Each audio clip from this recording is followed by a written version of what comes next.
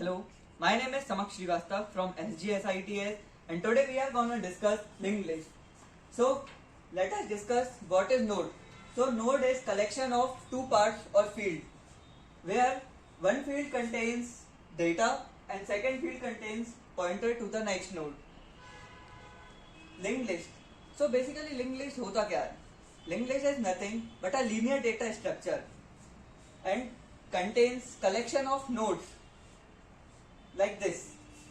For example, अगर हम पहली नोड में 5 स्टोर कर रहे हैं तो नेक्स्ट फील्ड में एड्रेस होगा इस वाली नोड का, और इस वाली नोड के पहली फील्ड में हमने 10 को स्टोर किया है और नेक्स्ट फील्ड में नल है, यानी कि ये नोड और ये जो लिंक लिस्ट है वो यहीं तक है।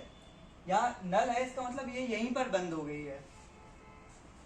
एडवांटेजेस क्या होते हैं जिससे कि हम लिंक लिस्ट को यूज करना पड़ता है? तो एडवांटेजेस कुछ नहीं, सिंपल है, बस डायनामिक्स होती है ये साइज में, जिससे कि हम क्या कर सकते हैं, इसको कंपाइल टाइम में भी इसको चेंज कर सकते हैं। इसमें कुछ भी मेमोरी जो एलोकेट होनी होती है वो कंपाइल टाइम में भी कर सकते हैं हम। ये एफिशिएंट रहता है इंसर्शन और डिलीशन में, जिससे कि अपन कभी भी अपना कुछ भी प्रोग्राम या कोड रन हो रहा है तो उसके बीच में इंसर्शन और डिलीशन में कुछ भी दिक्कत नहीं होगी। Memory efficiency, easy implementation of abstract data type, more efficient sorting, ये कुछ एडवांटेजेस रहते हैं लिंक लिस्ट के। सो हम लिंक लिस्ट को यूज क्यों करते हैं? अपने पास एरे है तब भी अपन लिंक लिस्ट को यूज कर रहे हैं, तो उसके कुछ एडवांटेजेस रहते हैं जिससे कि अपन को एरे की जगह लिंक लिस्ट यूज करनी पड़ती है। वैसे तो दोनों के अपने अपने यूज होते हैं, बट फिर भी कुछ प्लेसेस पर लिंक लिस्ट ज्यादा बेनिफिशियल रहता है। तो पहली चीज ये कि एरे में कंटीजियस मेमोरी लोकेशन होती है, वेयर एज लिंक लिस्ट में नॉन कंटीजियस मेमोरी लोकेशन होती है। सेकेंड पॉइंट, इसकी साइज फिक्स्ड रहती है जो कि चेंज नहीं की जा सकती। एक बार अपन ने उसको साइज दे दी तो फिर वो चेंज नहीं की जा सकती, वेयर एज लिंक लिस्ट में डायनामिक साइज होती है, जिससे कि अपन उसको कभी भी अपने जो भी है अपन को करना है उसके अकॉर्डिंग हम उसे कम ज्यादा कर सकते हैं, जैसा भी हमको सुटेबल है। Memory is allocated eight compile time, जैसा कि मैंने आपको पहले बताया था कि मेमोरी एलोकेट की जा सकती है कंपाइल टाइम में। एक सेकंड रुक,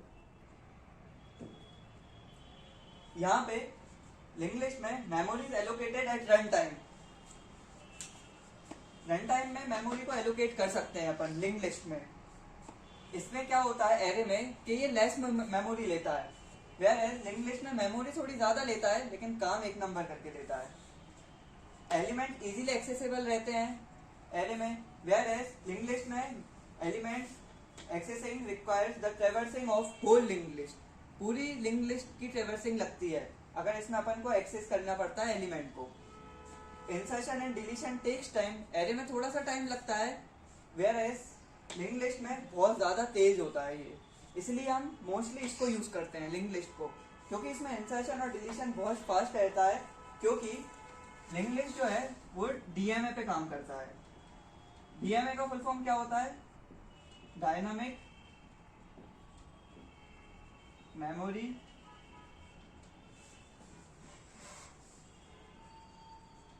एलोकेशन। ये बेसिक सी प्रिंसिपल है लिंक लिस्ट की जिस पे वो काम वर्क करता है। तो यहाँ पर हम डिस्कस करते हैं types of link list. Link list कितने टाइप्स का होता है? तो first singly link list, doubly link list और circular link list. Singly link list में क्या होता है कि नोड्स जो हैं वो आपस में कनेक्टेड रहती हैं। फर्स्ट नोड में क्या होता है, फर्स्ट फील्ड में क्या होता है, डेटा स्टोर करता है वो। सेकेंड फील्ड में pointer to the next node, जिससे कि वो आगे बढ़ता है, और इसी तरीके से हर नोड से नेक्स्ट नोड पे जाता है अनटिल एंड अनलेस वहां पर नल नहीं आता है।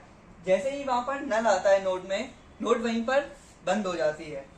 और सिंगली लिंक लिस्ट में क्या होता है कि ये यूनिडायरेक्शनल रहता है, where as Dabali link list में क्या रहता है कि एक नोड में 3 फील्ड होती हैं।